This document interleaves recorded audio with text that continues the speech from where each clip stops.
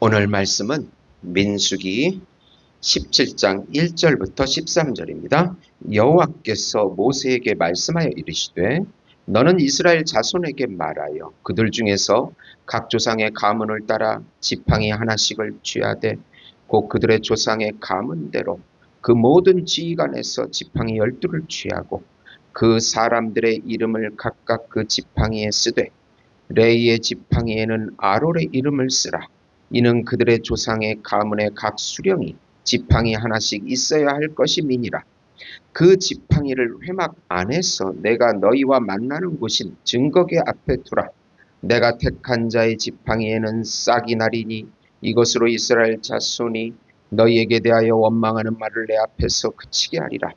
모세가 이스라엘 자손에게 말하며 그들의 지휘관들이 각 지파대로 지팡이 하나씩을 그들에게 주었으니 그 지팡이가 모두 12이라. 그 중에 아론의 지팡이가 있었더라. 모세가 그 지팡이들을 증거의 장막 안 여호와 앞에 두었더라. 이튿날 모세가 증거의 장막에 들어가 본즉 레위 집을 위하여 낸 아론의 지팡이에 움이 돋고 순이 나고 꽃이 피어서 살구 열매가 열렸더라. 모세가 그 지팡이 전부를 여호와 앞에서 이스라엘 모든 자손에게로 가져오매 그들이 보고 각각 자기 지팡이를 집어들었더라. 여호와께서 또 모세에게 이르시되 아론의 지팡이는 증거계 앞으로 도로 가져다가 거기 간직하여 반역한 자에 대한 표징이 되게 하여 그들의 일로 내게 대한 원망을 그치고 죽지 않게 할지니라. 모세가 곧 그와 같이 하매 여호와께서 자기에게 명령하신 대로 하였더라. 이스라엘 자손이 모세에게 말하여 이르되 보소서 우리는 죽게 되었나이다. 다 망하게 되었나이다. 다 망하게 되었나이다. 가까이 나아가는 자 곧 여호와의 성막에 가까이 나아가는 자마다 다 죽사오니 우리가 다 망하여야 하리까. 아멘. 아론의 쌍난 지팡이라는 제목으로 은혜를 나누고자 합니다. 우리는 민수기 17장에서 고라와 다단과 아비람의 반역 사건을 보았습니다. 그들은 모세와 아론의 지도권에 도전하며 하나님께서 세우신 권위에 불복했습니다. 그 결과 땅이 갈라져 그들을 삼키고 불이 나서 250명을 태워버리는 무서운 심판이 임했습니다. 그러나 백성들은 여전히 불평하며 너희가 여호와의 백성을 죽였다라고 모세와 아론을 원망했습니다. 그러면서 또 연병을 일으키셔서 하나님께서 연병을 일으키셔서 14,700명을 죽이는 죽임 당하는 일도 일어났습니다. 이런 가운데에서 하나님은 이스라엘 가운데 확실한 증거를 주셔야 했습니다. 바로 그때 등장한 것이 아론의 쌍난 지팡이입니다. 이 사건은 단순히 누가 제사장이 될 수 있는지를 보여주는 표징이 아니라 하나님이 친히 택하신 은혜의 질서와 생명을 주시는 하나님 자신을 드러내는 사건입니다. 오늘 우리는 이 본문을 통해서 하나님께서 주시는 교훈을 나누고자 합니다. 오늘 말씀의 핵심은 참 아론으로 오신 예수님의 십자가만이 생명과 부활의 소망이라는 것입니다. 우선 하나님은 자신이 택한 종 같은 지도자와 반드시 함께 일하시며 그 징표를 알게 해 주십니다.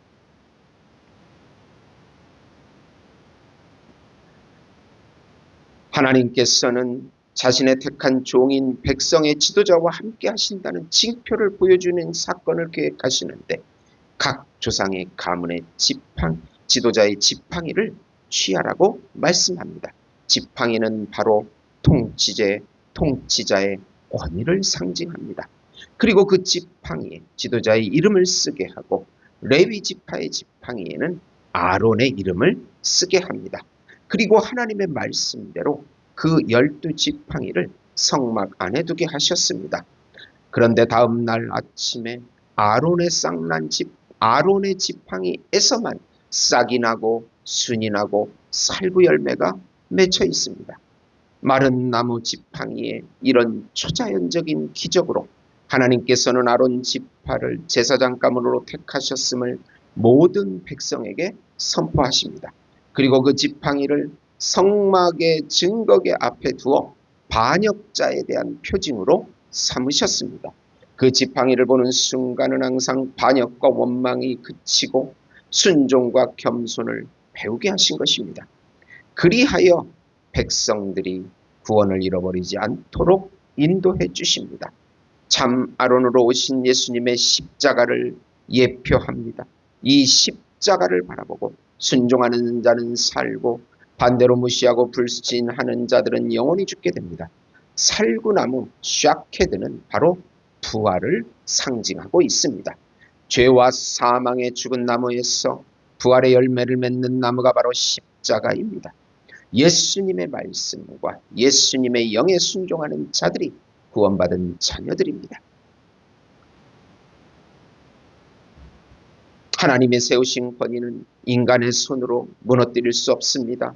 이것은 인간이 만들어낸 권위가 아니라 하나님이 세우신 권위만이 참되고 생명이 있다는 예표요 증거입니다. 고라와 그 일당과 또 반역하는 백성들이 아무리 하나님을 거역하고 모세와 아론을 거역했어도 하나님이 세우신 모세와 아론의 권위를 절대로 무너뜨릴 수가 없었던 것입니다. 회사에서 신입사원이 부당하게 사장 자리를 요구한다면 어떻게 될까요? 아무리 목소리를 높여도 그 권한은 주어지지 않습니다. 왜냐하면 회사의 주인이 정한 질서와 권한은 인간의 억지로 바꿀 수 없기 때문입니다. 마찬가지로 교회 권위는 인간의 힘이나 주장으로 세워지는 것이 아니라 하나님이 정하신 질서에 의해 세워집니다. 오늘 우리도 교회 안에서 자기 주장과 욕망으로 권위를 차지하려는 마음을 버려야 합니다. 오직 하나님이 세우신 권위에 순종해야 합니다. 아론의 지팡이는 단순히 싹만 난 것이 아니라 꽃이 피고 열매까지 맺혔습니다. 하나님이 주시는 권위에는 생명의 열매가 맺힙니다. 다른 지팡이들은 여전히 마른 막대기 그대로였지만 아론의 지팡이는 놀라운 생명의 역사를 나타냈습니다. 이는 하나님이 주신 권위에는 생명이 흘러나온다는 사실을 보여주고 있습니다. 권위가 하나님으로부터 왔는지 아닌지를 구별하는 방법은 간단합니다. 그것이 생명을 살리는가 아니면 죽이는가입니다. 하나님의 권위는 공동체를 살리고 말씀을 전하며 은혜의 열매를 맺게 합니다.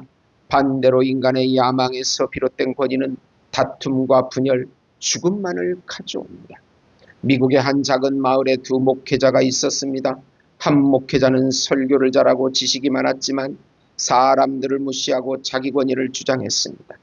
다른 목회자는 말이 서툴렀지만 늘 기도하며 성도들을 사랑했습니다.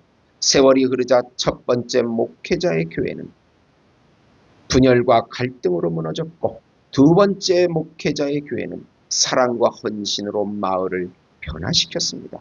권위의 차이는 능력이 아니라 생명이 흘러넘쳐서 열매를 맺느냐 아니냐로 달려있는 것입니다.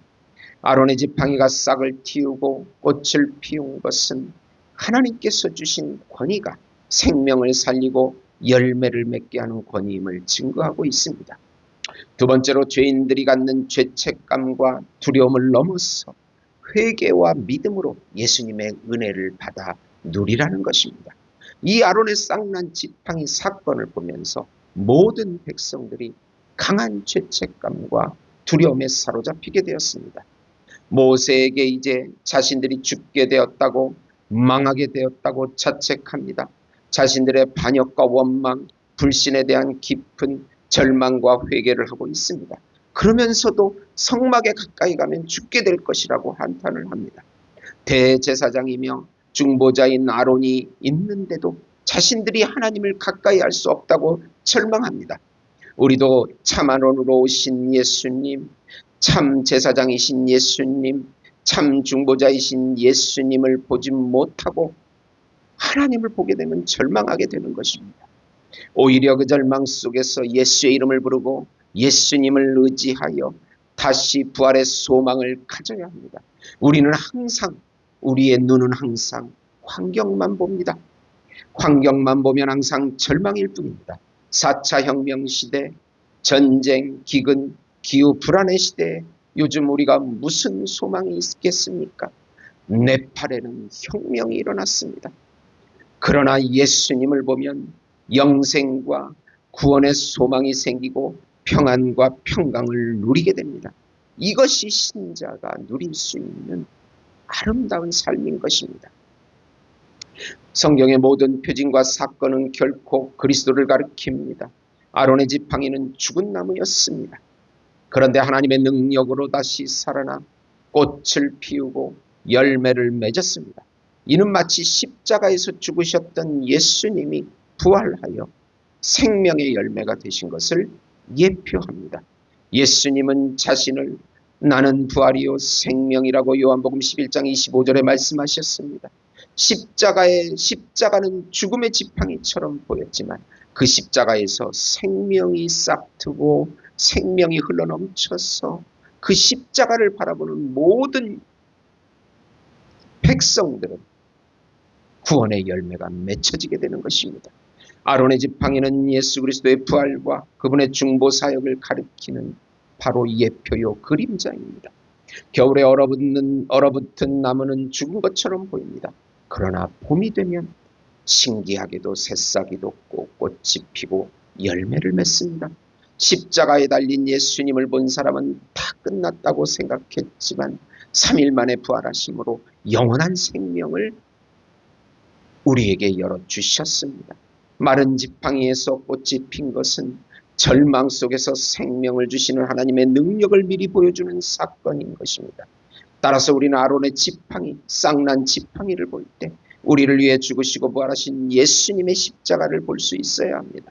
민수기 17장에 아론의 쌍난 지팡이는 단순히 레위 지파의 권위를 세워주기 위한 사건이 아닙니다. 이 사건은 오늘날 우리에게 중요한 교훈을 줍니다.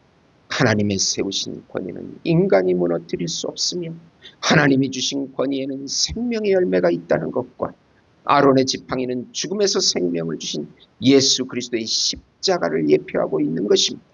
오늘 우리는 교회 안에서 하나님의 질서와 권위를 존중하며 생명을 살리는 사역에 동참해야 합니다. 또한 예수님의 부활 생명을 붙잡고 마른 지팡이 같은 우리 삶이 꽃피고 열매 맺는 은혜를 누려야 하는 것입니다. 사랑하는 성도 여러분, 우리의 인생이 지금 메마른 막대기 같을지라도 하나님께서 손대시면 예수님을 의지하면 예수의 이름을 부르면 생명이 솟아나고 꽃이 피고 열매가 맺힐 줄 믿습니다. 아론의 쌍난 지팡이의 은혜가 오늘 우리 삶에도 임하기를 예수님의 이름으로 축원드립니다. 하나님 아버지 감사합니다. 메마른 막대기 같은 우리 인생은 하나님 예수 그리스도의 십자가를 통해서 생명의 열매의 나무로 바꿔주심을 감사합니다. 우리 안에 예수님이 흘러넘치게 하시고 우리가 늘 성령의 감동으로 예수의 이름을 부르고 예수님의 열매를 맺게 주시옵소서. 우리 민족을 불쌍히 여겨주시고 우리 교회를 불쌍히 여겨주시고 우리 성도들을 불쌍히 여겨 주시옵소서. 말라위 예수 목장교회 생명이 더 흘러넘쳐 가난과 질병이 떠나가게 주시옵시고 예수님의 생명이 그 나라를 변화시켜 주시옵소서. 이북에도 무너진 삼천교회가 재건되게 해 주시옵시고 이 민족에게도 거룩한 거짓 사상인 성혁명 사상인 동성애가 떠나가게 해 주시옵소서. 예수님의 이름으로 기도드립니다. 아멘.